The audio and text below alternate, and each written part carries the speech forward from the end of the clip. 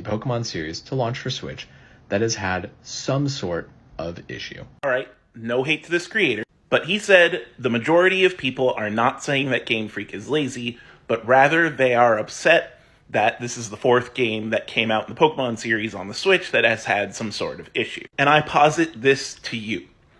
If people are not saying that Game Freak is lazy, that begs the question, what are people saying happened? Because we seem to be in agreement that the game is poorly optimized. But it also seems like people are saying, why couldn't they just optimize it? Why couldn't they just patch it out? And if they could have and didn't, you are saying somewhere in the development chain, someone was lazy. Like a programmer fucked it up, or a project manager said it wasn't worth it. Like, if it is the case that this could have been optimized by a simple patch and they didn't do that, you have to ask the question, why? And so there's this implication that if games can just be done better because games like Breath of the Wild and Xenoblade Chronicles 3 have just been done better, that this was not just done better because someone fucked up. What I'm trying to say is, based on my experience in game development,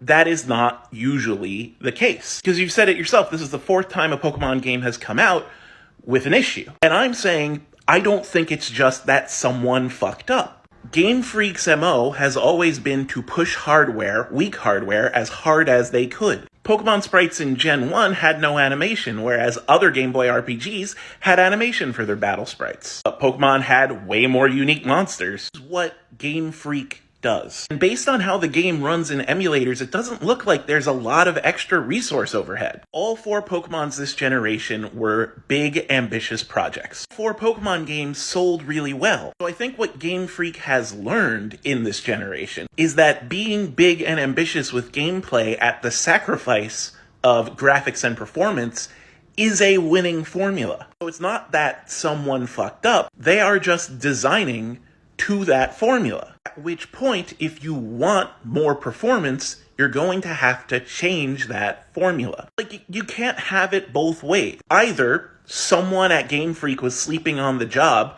to not have optimized it correctly, or we're running the Switch at max spec for its hardware, and there's not much more optimization you could do that will give you a visible return for a game like Pokemon. Games are different and had different limitations and feature sets. If you're not saying everyone at Game Freak is lazy, and you also think this could have just been optimized better or fixed with a patch, what do you think happened?